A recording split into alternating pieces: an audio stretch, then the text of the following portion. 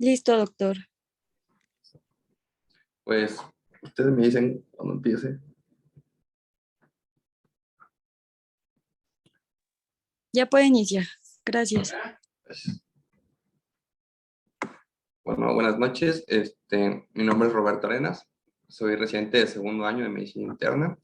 Y el día de hoy vamos a ver valvulopatías, que yo creo que es el último tema de cardio. Es un tema un poco complicado, ya que abarca mucho. Valvulopatías es un tema que abarca muchas definiciones y se lo voy a tratar de resumir lo más posible, sobre todo para que entiendan la fisiopatología y a partir de eso pues entender como que vamos a encontrar nosotros, ¿no? Pues para empezar, vamos a tener el corazón. El corazón tiene 4 cámaras, 2 derechas, 2 izquierdas, y cada cámara está separada por una válvula, ¿no? De entre la aurícula derecha y el ventrículo derecho tenemos la válvula tricúspide. Entre la aurícula izquierda y el ventrículo izquierdo tenemos la válvula mitral, y bien del ventrículo izquierdo hacia la circulación sistémica, hacia la aorta, tenemos la válvula aórtica, que es parte de las semilunares, y la otra válvula semilunar es la que sale del ventrículo derecho hacia la circulación pulmonar, que son la válvula pulmonar, ¿no? Le pongo semilunar, sigmoides. Y las características de estas dos, de la aórtica y la pulmonar, es que tienen 3 válvulas, ¿no? Las válvulas están conformadas por 3 válvulas y tienen mayores presiones porque están separadas de los ventrículos, ¿no? Y bueno, ya empezando así, pues tenemos que siempre dividir que de la parte derecha, lo que separa nuestra aurícula derecha de nuestro ventrículo derecho es la válvula tricúspide, y que la mayoría de este flujo que llega de la aurícula derecha al ventrículo derecho es realmente un flujo prollenado pasivo. Realmente la contracción de las aurículas solo aporta un 20% del llenado de los ventrículos, entonces las presiones que se manejan son más bajas. A diferencia de las válvulas semilunares, o por ejemplo en este caso la pulmonar, que necesita un poco más de presión, la contracción del ventrículo para poderse abrir. Lo mismo del lado izquierdo. Entonces, como generalidades, pues vamos a tener que la estenosis es cuando la válvula tiene una dificultad para su apertura. Insuficiencia es un defecto del cierre o de la captación de los velos de una válvula. Y el método de diagnóstico, el gold estándar que nosotros tenemos para diagnosticar una valvulopatía es el ecocardiograma. El ecocardiograma nos puede hablar de qué enfermedad padece, si es estenosis, si es insuficiencia, y también la severidad de cada una de estas. Y bueno, algo muy fácil bueno, que a mí se me ha hecho muy fácil de entender de cómo funcionan las válvulas en el círculo cardíaco es con esta imagen. Aquí bien tenemos tanto la parte de lo que nosotros podemos escuchar con un estetoscopio en gris hasta abajo, que es el primero y el segundo ruido. La parte del electrocardiograma, la P, Q, R, S, el T, cómo se llena el volumen ventricular. Y si ustedes se dan cuenta, aquí hasta arriba, casi viene, perdón, la apertura de la válvula aórtica, la apertura de la válvula pulmonar, que se abren casi al mismo tiempo, y cuando se cierra la válvula mitral y la tricúspide. Y del otro lado tenemos igual cuando se cierra las semilunares, la aórtica y la pulmonar, y la apertura de la mitral, ¿no? Entonces, si nos vamos en esta primera línea en rojo, donde dice sístole, tenemos que el primer ruido, o el primer ruido del cardíaco, está dado por el cierre de la válvula mitral y tricuspidia. Y en este momento es cuando se están abriendo las válvulas aórtica y pulmonar. Entonces, la primera parte de la sístole, hablando de la sístole ventricular, es el cierre de esta válvula tricúspide mitral con la apertura posterior de la válvula aórtica y pulmonar. Ya que ocurre esto, entonces tenemos el volumen, la contracción isovolumétrica en el que el ventrículo se contrae, pero el volumen dentro de él no cambia, hasta que éste logra vencer las presiones, ya sea de la pulmonar o de la aorta, y tenemos la eyección posterior. Ya que pasa la eyección, que lo pueden ver en este lado azul, que llega a su máximo, tenemos una relajación isovolumétrica en la que el volumen no cambia, pero el ventrículo se va relajando y empieza a caer este volumen o esta eyección. Y entonces tenemos el cierre de la válvula aórtica y pulmonar y la apertura de la válvula mitral y tricuspide después. Entonces, cuando ustedes entienden que esta primera sístole es la apertura de la válvula aórtica y pulmonar y el cierre de las mitrales tricuspidias, y en la diástole es lo contrario. Tenemos el cierre de la aórtica y de la pulmonar y la apertura de la mitral y tricuspidia. Entonces, es muy fácil imaginarnos cuando, si hablamos de insuficiencia, que es que la válvula no se cierra bien, en qué parte del ciclo cardíaco se va a estar dando dependiendo del tipo de válvula, o bien la estenosis, que es cuando no calza una apertura correcta, en qué válvula, dependiendo de la que está afectada, en qué parte del círculo vamos a escuchar este fenómeno auscultatorio. Entonces, si entienden bien esto, podemos más o menos imaginar los fenómenos auscultatorios que vamos a ver y facilitar mucho el diagnóstico de las valvulopatías. Realmente la clínica que una valvulopatía presenta es muy específica, y en clases pasadas veíamos la clase de insuficiencia cardíaca. Casi todas las valvulopatías, sino es que todas las valvulopatías se van a presentar con signos y síntomas únicamente, y esto va a ser un síndrome, ¿no? Un síndrome está caracterizado por signos y síntomas, y lo que nos va a dar es una insuficiencia cardíaca. Si tenemos algún defecto en la válvula pulmonar, ya sea una estenosis, se está quedando con volumen porque no alcanza a inyectar todo el ventrículo derecho, lo que va a haber es un aumento de la presión intraventricular derecha, que se va a traducir en un aumento del volumen del lado derecho. La válvula tricúspide igual tiene un aumento de la presión, por lo tanto no hay un vaciamiento correcto de la aurícula derecha, y nos vamos hacia atrás a las presiones, y lo que este paciente va a presentar son datos de falla cardíaca derecha: hepatomegalia, distensión venosa yugular, esplenomegalia, ascitis, edema de miembros pélvicos inferiores, puede presentar reflujo hepatoyugular. Y a lo contrario, si nos vamos del lado izquierdo del corazón, suponiendo que tengamos una insuficiencia aórtica, es decir, que el volumen que eyecta el ventrículo izquierdo, la válvula no alcanza a cerrar bien, entonces más de lo que debería de regresar, cuando ahí está esta relajación volumétrica, la válvula cierra, pero llega a pasarse todavía volumen hacia abajo, hacia el ventrículo izquierdo. Entonces el ventrículo izquierdo siempre se va quedando con un poco más de volumen, lo que va a causar una dilatación. Por la ley de Frank-Starling va a aumentar las presiones intracardíacas. A su vez, el trabajo sobre la válvula mitral va a aumentar, también por parte de que el ventrículo se está dilatando. Entonces la válvula mitral ya no puede cerrar bien, pero también un aumento de las presiones. Y nos vamos hacia la aurícula izquierda, que también tiene un aumento de las presiones, y a su vez hacia el lado pulmonar. Entonces, los pacientes presentan falla cardíaca, pero tipo edema pulmonar, derrame pleural, disnea, puede presentar síncope, palpitaciones. Entonces, en general, no hay una clínica muy específica de las valvulopatías. Lo que nos va a ocasionar son signos y síntomas y una clínica de insuficiencia cardíaca.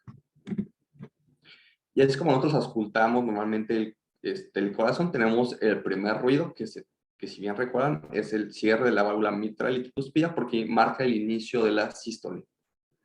Después tenemos el segundo ruido, que es el cierre de la válvula aórtica y pulmonar, y este marca el inicio de la diástole ventricular. Y es lo que en la letra A es lo que normalmente nosotros vamos a auscultar en un paciente sano. Un primer ruido limpio, la sístole está presente, limpia, sin otro fenómeno auscultatorio. Y después tenemos un segundo ruido que marca el inicio de la diástole, una diástole presente y limpia, sin algún otro fenómeno auscultatorio. Lo que tenemos en la B es una estenosis aórtica. Recuerden que la estenosis aórtica es que la válvula no tiene la capacidad de abrirse, y si bien las válvulas aórtica y pulmonar se abren durante la sístole, entonces aquí es donde agarra lógica que la estenosis aórtica se presente un soplo durante la sístole. ¿Por qué? Porque al momento que el volumen del ventrículo izquierdo quiere salir por esa válvula aórtica que se supone debería estar abierta, pero no se abre, crea un flujo turbulento y eso va a ocasionar un fenómeno auscultatorio. En la letra C tenemos la regurgitación mitral o insuficiencia mitral, como le quieran llamar. Y aquí recuerden que durante la sístole, la válvula mitral debe de estar cerrada. Es momento de que nada más la aórtica y la pulmonar estén abiertas, pero ¿qué pasa si la válvula mitral está insuficiente? Entonces, significa que durante la sístole, que debería estar cerrada, como es insuficiente, no cierra. Entonces, el soplo lo vamos a escuchar de una insuficiencia mitral en la sístole, porque ese flujo que debería de estar pasando directamente hacia la aorta, cuando se contrae el volumen, esta válvula está defectuosa, no cierra bien, y entonces logra pasar un poco de volumen hacia la aurícula izquierda de regreso. Por eso que la insuficiencia mitral se escucha durante la sístole. En la letra D tenemos la insuficiencia aórtica, y aquí hay que recordar que insuficiencia es la incapacidad de la válvula para cerrarse. Por lo tanto, cuando esta debería estar cerrada, no lo está, y el fenómeno auscultatorio lo vamos a escuchar cuando se supone que esta debe estar cerrada, que es durante la diástole o después del segundo ruido. La estenosis mitral, igual por su parte, es cuando la válvula no se puede abrir bien, y acuérdense que estas válvulas están abiertas igual durante la diástole. Entonces, cuando el problema es en la apertura, debe estar abierta en la diástole, entonces el fenómeno auscultatorio se va a escuchar después del segundo ruido o en la diástole. Y bueno, el F, que es un ducto arterioso persistente, que es en locomotora y es continuo, pero pues yo creo que sale del tema. Si tienen alguna duda hasta ahorita, podrían decirme y con mucho gusto se las explico. Entonces, en las valvulopatías, pues, aunque el gold estándar o el método de diagnóstico es el ecocardiograma, que es lo ideal que todo paciente con una valvulopatía sospecha debería de tener, ya que este nos sirve para saber qué válvulas están afectadas y el grado de afectación, pues lo que nosotros tenemos en la clínica, aparte de estos datos de insuficiencia cardíaca que presenta el paciente, estos signos y síntomas, pues son los fenómenos auscultatorios que nosotros vamos a escuchar al momento que estamos explorando el precordio del paciente. Y un soplo no más que un fenómeno auscultatorio que vamos a escuchar por un flujo turbulento. Y aquí es importante saber que tenemos soplos inocentes, es decir, que son soplos que mucha población podría tener y no traducen patología, no traducen un problema cardiovascular, y probablemente lo tengan toda su vida y no pase nada. Unos soplos de hiperflujo, que es la cantidad excesiva de sangre, sobre todo estamos hablando de que hay sobrecarga de los ventrículos. Los soplos funcionales, que son una alteración de la función sin compromiso anatómico. Y los soplos orgánicos, que es cuando hay una cardiopatía, sobre todo en las cardiopatías congénitas, pues vamos a tener soplos orgánicos. Y para hacer una semiología del soplo, primero hay que diagnosticar, hay que hacer esta semiología. Es importante saber el foco donde se escucha con mayor intensidad nuestro soplo, que es el epicentro, el sitio y el ciclo cardíaco, es decir, para empezar, si es sistólico o si es diastólico, porque dependiendo de dónde lo escuchemos y de en qué parte del ciclo cardíaco lo escuchamos, es que vamos a saber si es una estenosis, si es una insuficiencia y de qué válvula estamos hablando. Dentro de si es sistólico o diastólico, tenemos que puede ser un soplo protosistólico, mesosistólico, telesistólico y holosistólico. Protosistólico es que está al inicio de la sístole y respeta el resto.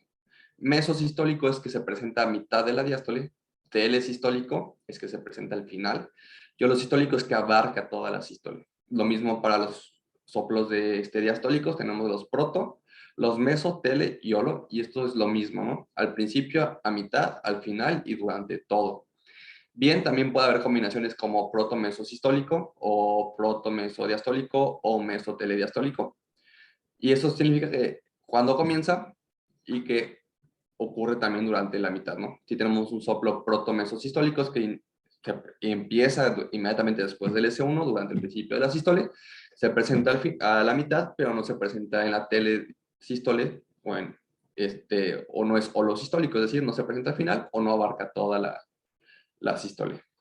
La intensidad lo vamos a dividir en grados, grado 1, grado 2, grado 3 y grado 4. El grado 1 es que apenas lo podemos auscultar, inclusive habría duda en si se puede auscultar o no. Y el grado 4 es un soplo que se puede auscultar sin el estetoscopio. El grado 2 es un soplo que se puede auscultar con facilidad y el grado 3 es un soplo que bien se oculta con mucha facilidad, pero no se puede ocultar sin ningún estetoscopio. Tenemos los timbres, que simplemente es cómo suena nuestro soplo, si es rudo, si se oye fuerte, si es como un rugido. Los expulsivos, que normalmente son de insuficiencia. Los soplos suaves, que apenas se llegan a escuchar, como si soplara el viento. Y los piantes o musicales, que pues como su nombre lo dice, se escucha como una melodía. Y la irradiación únicamente se refiere hacia donde está irradiado el soplo. Muchas veces tenemos soplos que se escuchan en, por ejemplo, foco aórtico y se irradian a las carótidas. Entonces, un soplo aórtico irradiado a carótidas. O, por ejemplo, el fenómeno de Gaya-Bardin, en el que es un soplo de foco aórtico que se irradia al foco mitral.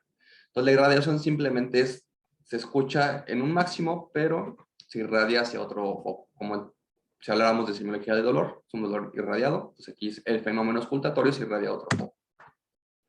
Y dentro de los soplos inocentes, que es lo más común, tenemos el soplo de Still, que no traduce ninguna patología, es una intensidad 1, es decir, no borra ni el S1 ni el S2. Normalmente le pedimos al paciente que meta aire y cuando esta hace una inspiración profunda, dejamos de escucharlo. Es un soplo protosistólico que se escucha mejor en el mesocardio o en el ápex. Y bueno, muy importante recordar que es de muy baja intensidad y que con maniobras como pedirle al paciente que inspire, se borra. Tenemos los soplos sistólicos pulmonares, que como bien lo indica, pues está en foco pulmonar. Es un soplo protosistólico, es decir, se presenta en la sístole. Intensidad variable de 1 a 2 y aumenta con el ejercicio y disminuye con la inspiración. Es decir, le pedimos al paciente que inspire profundo y no desaparece a diferencia del soplo de Still, pero sí disminuye respecto a como lo estamos escuchando. O cuando el paciente está muy agitado, aumenta. Tenemos el zumbido venoso yugular, que es un soplo continuo y su característica principal es que sigue el trayecto de la vena yugular derecha. Se puede presentar con frémito y cuando el paciente está en decúbito o bien cuando le hacemos compresión de la vena yugular opuesta, se intensifica. Cuando le hacemos compresión de la misma vena yugular, se desvanece o disminuye. Y el soplo sistólico carotidio es un soplo protosistólico, es rudo de inicio y termina rápido, no es como romboidal, es decir, que no hace un romboide, y sigue el trayecto de la carótida derecha y puede irradiar a nivel infraclavicular. Estos soplos son inocentes, no traducen patología. Si un paciente los presenta, es importante hacer las maniobras y descartarlos de los soplos orgánicos o de los soplos que sí presentan patología. Bien, los soplos de hiperflujo, acuérdense que hiperflujo, pues el aumento del volumen en cavidades. Tenemos el retumbo mitral, que es un soplo mesodiastólico.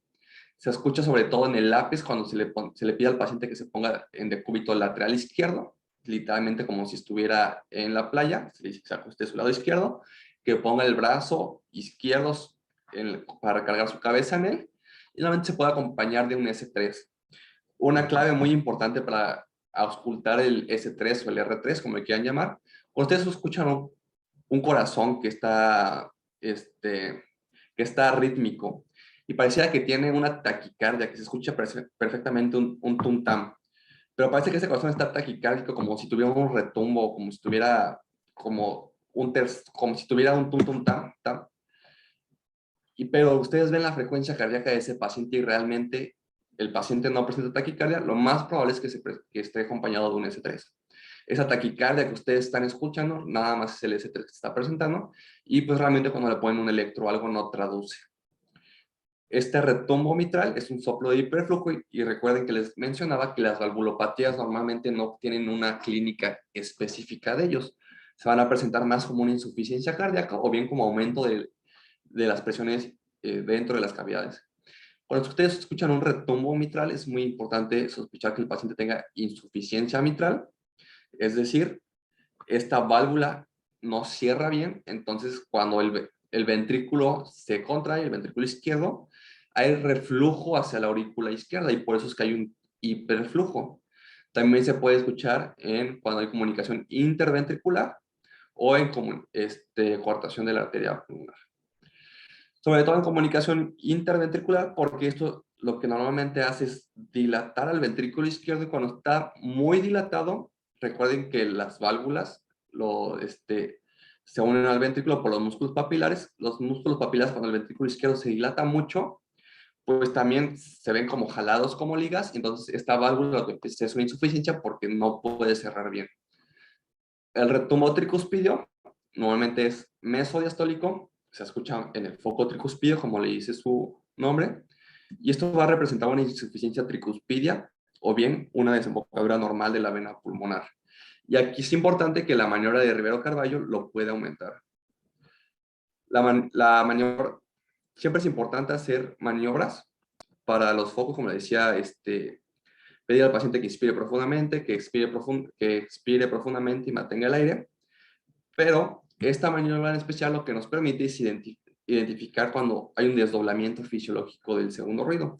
Si ustedes bien recuerdan, el segundo ruido, cuando, sobre todo en niños o en bebés, cuando hay una inspiración, hay un desdoblamiento del segundo ruido, ya que la válvula pulmonar cierra un poco después de la válvula aórtica.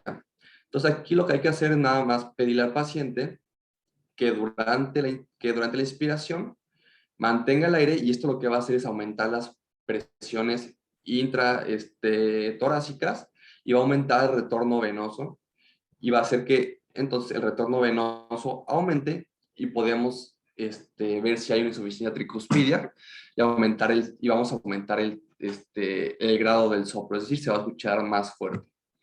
Entonces, la maniobra de Rivero Carballo simplemente es pedirle al paciente que haga una inspiración profunda y mantenga para aumentar las presiones. Tenemos el soplo aórtico sistólico, que pues como su nombre lo dice, escuchan el foco aórtico.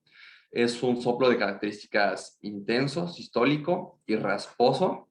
Escucha como si usted se frotaran las manos. Está acompañado de frémito, es decir, esto es palpable. Y sobre todo se presenta más en insuficiencia aórtica, conducto arterial persistente, cortocircuito auriculoventricular, y pues también se presenta por hiperflujo y sobre todo sobrecarga del ventrículo izquierdo. Y el soplo pulmonar sistólico, se escucha en el foco pulmonar, es intenso y únicamente se presenta durante la sístole, y sobre todo lo que más común es conducto intraauricular persistente o cortocircuito auriculoventricular, que es lo que normalmente nos causa los aumentos del volumen de los pulmones. Y aquí tenemos como una tablita bien resumido de dónde vamos a escuchar los soplos. Tenemos el soplo de la estenosis mitral, su epicentro, o donde más se va a escuchar, es en el ápex. Les decía, la estenosis es la dificultad de la válvula para abrirse. Entonces, recuerden, la válvula mitral se abre durante la diástole, después del segundo ruido. Entonces, cuando esta presenta una dificultad para abrirse, pues es lógico que se va a escuchar en la diástole. Su timbre es rudo y se puede irradiar al endoápex. ¿Qué posiciones lo pueden aumentar o qué maniobras podemos hacer nosotros? La posición de Pachón, que es pedirle al paciente que se acueste del lado izquierdo y con el brazo izquierdo recargar su cabeza como si estuvieran en la playa. Y esto lo que va a hacer es que el corazón se acerca más a la caja torácica y es más fácil auscultarlo. El soplo de insuficiencia mitral, su epicentro igual es el ápex o el foco mitral, pero aquí, a diferencia de la estenosis, se va a presentar cuando esta válvula debería estar cerrada, es decir, durante la sístole o después del primer ruido cardíaco. Tiene un timbre suave y se irradia normalmente hacia la axila, a diferencia de la estenosis mitral. La estenosis aórtica se presenta en el foco aórtico.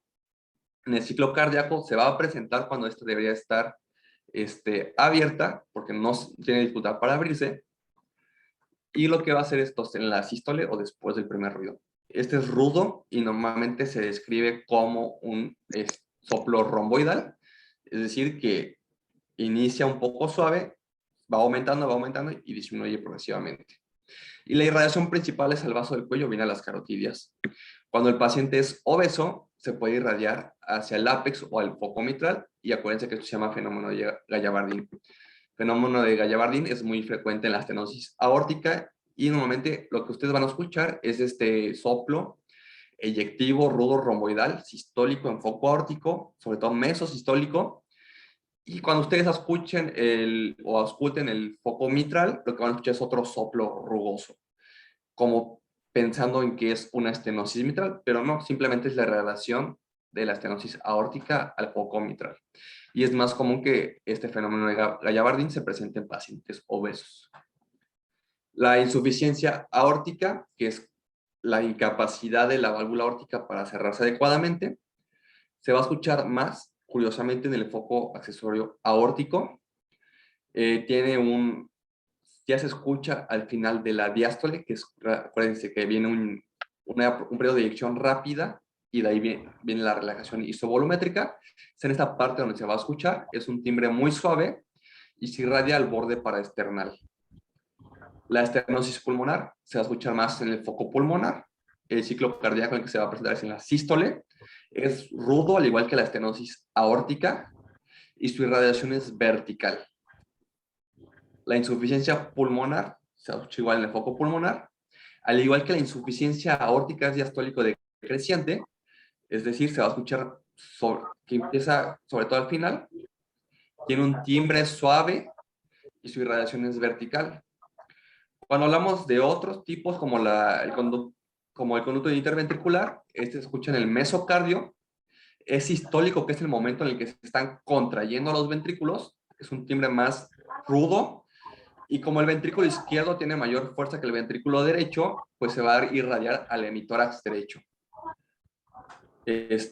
También tenemos la insuficiencia tricuspidia, que su mayor foco es el tricuspidio. Recuerden que la insuficiencia es cuando debería estar cerrada y no cierra adecuadamente, entonces se presenta en la sístole. Es de timbre muy suave, se irradia al mesocardio, y la maniobra de Rivera-Carballo, es decir, pedirle al paciente que inspire profundamente, lo aumenta. La estenosis tricuspidia, igual es foco tricuspidio, se presenta durante la diástole, que es cuando se supone que esta válvula debería de abrir. Es rudo por la incapacidad de la válvula para abrirse, tiene una irradiación excéntrica, y también se va a aumentar con la maniobra de Rivera-Carballo al aumentar las presiones intraventriculares. Puntos claves que yo creo que es lo que más hace mención las guías, es que ustedes sepan que en la estenosis aórtica es por mucho la valvulopatía más frecuente. Es más frecuente sobre todo en hombres y en pacientes seniles, ya sea por enfermedad senil degenerativa o calcificación idiopática de la válvula. Suele presentarse como segunda causa la válvula bicúspide, es causa de estenosis aórtica. Y para nosotros saber cuándo identificar una estenosis aórtica, tiene esta triada muy clásica que lo suele reducir, que normalmente la mnemotecnia SAD es a la que nos referimos. S de síncope, el paciente puede presentar síncope. A de angina, el paciente se presenta con dolor anginoso. Y la D de disnea. El paciente normalmente, o el motivo más común de que el paciente acuda a consulta es por una disnea, y realmente lo demás solamente es un hallazgo. Entonces acuérdense que la triada clásica o la característica clásica de la estenosis aórtica es SAD por síncope, angina o dolor tipo anginoso, y D de disnea. Si ven, no hay sintomatología muy específica y lo que hablamos es pues, muy en general de insuficiencia cardíaca.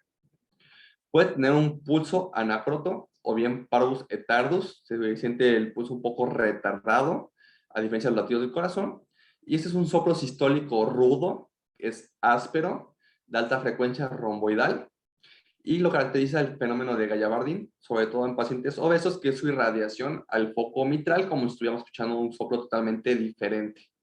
Y muchas veces nos puede confundir en que este paciente tiene estenosis aórtica y estenosis mitral, pero pues realmente lo que estamos escuchando nada más es la irradiación del soplo.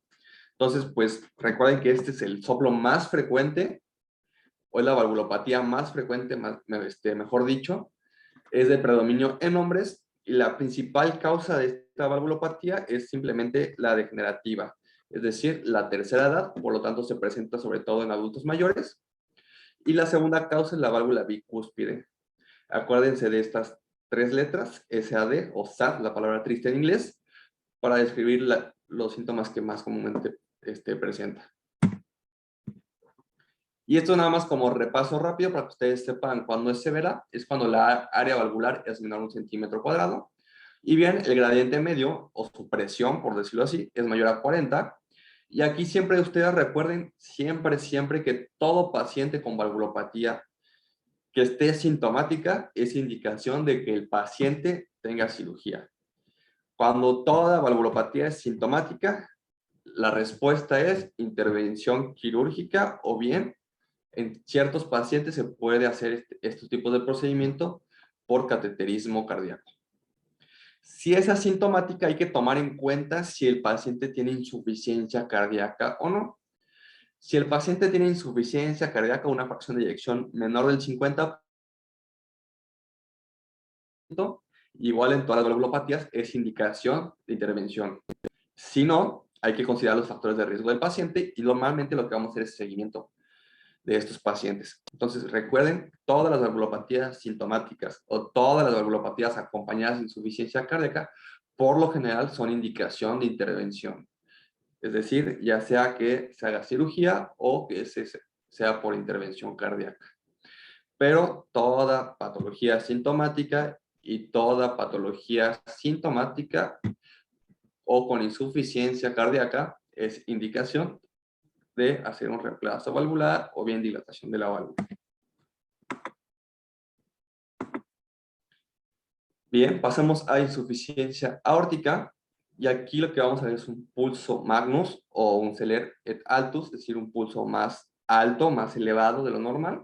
Tenemos una presión arterial sistólica elevada, pero la presión diastólica está disminuida. Esto es muy característico de la insuficiencia aórtica, sobre todo cuando tenemos pacientes de la tercera edad que tienen presión arterial sistólica elevada y la diastólica disminuida. Ojo, aquí no está normal, está disminuida. Y una de las cosas a descartar es que nuestro paciente tenga insuficiencia aórtica. Y la otra es un soplo de Austin Flint.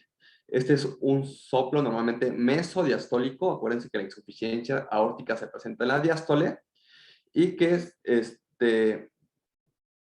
también se puede deber a una presencia de una estenosis mitral funcional que se causa por la reducción de la apertura valvular de la válvula mitral durante la fase de llenado ventricular. Entonces, no, acuérdense, el soplo de Austin es un soplo mesodiastólico y también puede traducir valvulopatía mitral. No sé si tengan hasta ahorita dudas.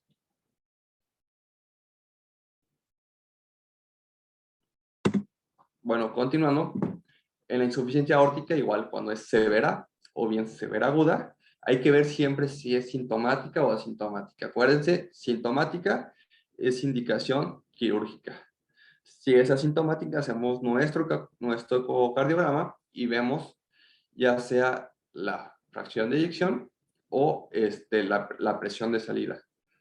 Si esta es severa, mayor a 70 o mayor a 50, o la FEBI es menor a 50, si tiene insuficiencia cardíaca de fracción de eyección reducida, entonces es indicación de cirugía.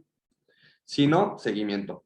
Entonces, pues regla general, toda valvulopatía sintomática o con insuficiencia cardíaca, cirugía. La estenosis mitral, principal causa de estenosis mitral, sobre todo, bueno, en pacientes de este tercer mundo, es la fiebre reumática. La fiebre reumática también puede afectar a la válvula aórtica, aunque lo más común es que presente la estenosis mitral. Hay que descartar síndrome carcinoide en todo paciente con estenosis mitral, sobre todo por liberación de serotonina, y sobre todo estos pacientes que presentan son pacientes con síndrome gástrico. Fibrilación auricular es una causa muy común, ya sea de la estenosis mitral o bien que puede desencadenar la misma estenosis mitral.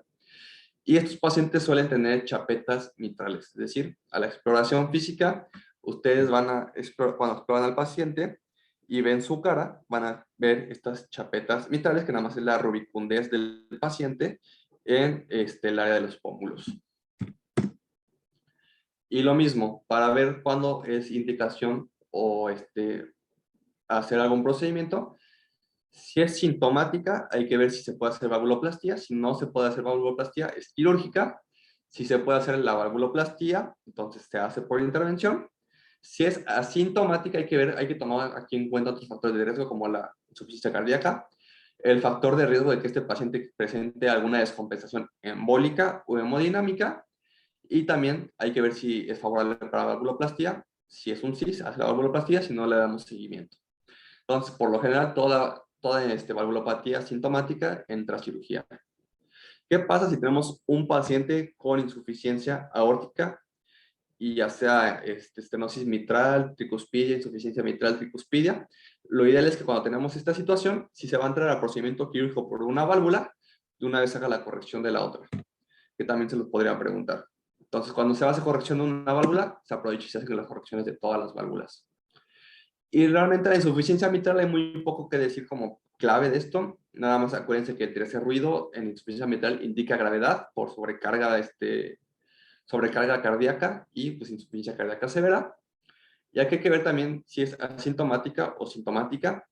Cuando es asintomática hay que tomar la fracción de eyección del ventrículo izquierdo como menor al 60%, o bien una TAPS mayor a 45, y aquí hay que ver el estado hemodinámico del paciente. Si el paciente presenta una dilatación severa, si tiene una presión pulmonar severa, si tiene fibrilación auricular, si tiene el trayecto de salida de la válvula tricuspidia mayor a 40, entonces preferiblemente hacer la cirugía. Si es sintomática, hay que ver qué fracción de eyección tiene. Si es menor al 30% y es poco riesgo quirúrgico, se hace la cirugía.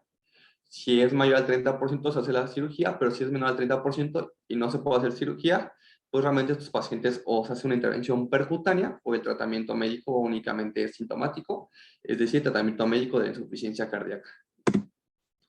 Y bueno, sería todo. No sé si tengan dudas o algún comentario.